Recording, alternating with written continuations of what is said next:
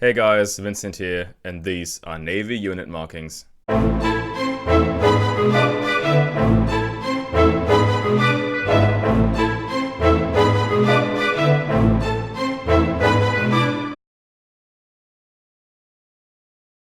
From its earliest days with only a few wooden ships, until its time as one of the most powerful navies in the world, the Royal Prussian and later Imperial German Navy fielded a wide variety of small arms and edged weapons. To help organize these weapons and keep track of them, they used unit markings, just like the armies on the land. While there are hundreds or maybe even thousands of different army unit markings, the naval forces never had so many different units, and therefore the number of different markings is much more comprehensible. Before we start with the unit markings, a quick information about the organization of the Imperial Navy. It was basically split into two big parts, called stations. The first one was the Marinestation der Ostsee, naval station of the East Sea, with its headquarters in the city of Kiel. The second one was the Marinestation der Nordsee, naval station of the North Sea, with headquarters in Wilhelmshaven. This is why there are at least two divisions or battalions of most navy units. Everything with the number 1 in front of it was stationed in Kiel, and everything with the number 2 was stationed in Wilhelmshaven. Formations with the number 3 or 4 and so on were stationed in small harbors throughout Germany and the colonies. Our first example here is a very typical Navy-marked S98 old pattern bayonet. It's very common for Navy bayonets to have several unit markings, with the older ones crossed out or just stamped over. Also, Navy unit markings have no company numbers, just an ongoing number. The bayonet itself is marked to the 1st Matrosen-Division or 1st Sailor Division. But what is a Sailor Division? The 1st Sailor Division was the unit who provided the sailing personnel for the ships who were assigned to the naval station of the East Sea. The sailor had its home, so to say, with these sailor divisions and would only serve on board a ship for the duration of the ship's mission. And when a landing party was formed, the Sailor Division troops were used as regular infantry or machine gunners. The same goes obviously for the 2nd Sailor Division, which is what the scabbard was originally issued to, but this time they crewed the ships assigned to the North Sea Naval Station at Wilhelmshaven. The non-crossed out and therefore latest unit marking from the scabbard indicates the werft-Kiel, the Dockyard Kiel. We have another example of this unit marking coming a bit later, so we go to the next example for now. This Dreißigjägerbüchse 1854 is marked to the 2nd Sailor Division, and these really rare Navy needle rifles are the only weapon known today where the Navy used Arabic numbers instead of Roman numbers in front of the letters, so keep that in mind when looking at Navy unit markings. This last example for the Sailor Divisions is an S7184 bayonet, which was first issued to the Infantry Regiment 91 and was at some point in its life given to the Navy. Here we have a Fusilier bayonet 1860 marked to the 1st werft-division, the 1st Dockyard Division stationed at Kiel. The Dockyard Divisions were the units who provided the technical personnel for the ships, so they were the stokers and mechanics on board. And when the landing party was formed, these men were used as pioneers and radio operators.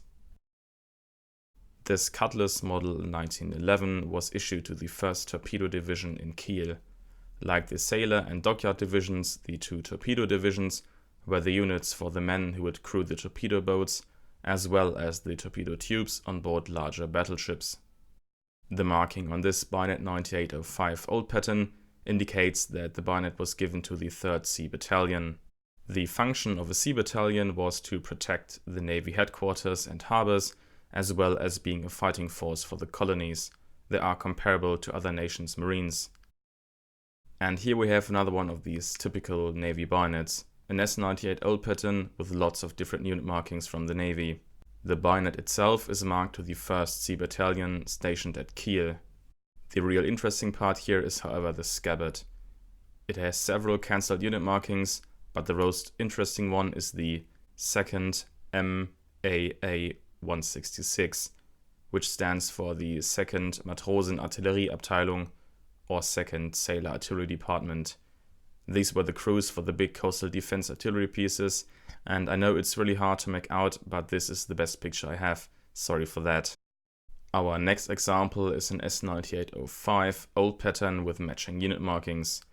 The marking WK2498 states that this piece was part of the inventory of the werft-kiel, or the dockyard keel. So this is not really a unit marking, but more of an inventory number. Weapons marked to the dockyard keel or dockyard Wilhelmshaven are really interesting because these were the weapons who were given to the ships when they left the harbor for a mission. These rifles, bayonets, pistols and machine guns made up 100% of all the infantry weapons on board Imperial warships. It's important to understand that all the other weapons we talked about earlier, the bayonets from the sailor, dockyard or torpedo division, stayed on land when the men crewed the ships. As an example, in 1914, an Imperial German battleship of the line had a crew of around 1,000 men and could send out a landing party of up to 350. For this purpose, they had 250 rifles and bayonets 98 on board, plus 100 pistols 04 and a few machine guns 08. The last two pictures here show Navy weapons with the markings KM. Depending on the model of weapon the marking is stamped on, this either means Königliche Marine, Royal Navy, or Kaiserliche Marine, Imperial Navy.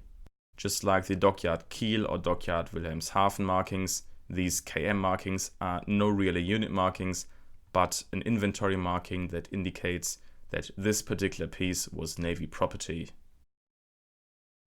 So these are all the examples I have, and since there are some missing, I made a complete list with all the Navy unit markings for you. As you can see, we have most of the markings except for some of these smaller units. As a kind of clarification, the Stammbattalion of the 3rd Sea Battalion was the training unit which was stationed in Germany, even though the battalion itself was located in the German colonies in China. The other small department units, the mine, submarine and shipboys departments, worked like all the other Navy units as well. They were the formations from which the personnel came for their respective ships. Navy rifle, bayonets and swords are a big interest of mine, and I hope you had as much fun watching this video as I had producing it. These Navy markings are relatively rare compared to the Army markings and are therefore more expensive, thought after and even sometimes faked. Maybe this video will help you identify Navy unit markings, and if you have still some questions left, you can just send me a mail or write it down in the comments. Thank you so much for watching, and I think this leaves me with nothing else to say but I will see you guys in the next video.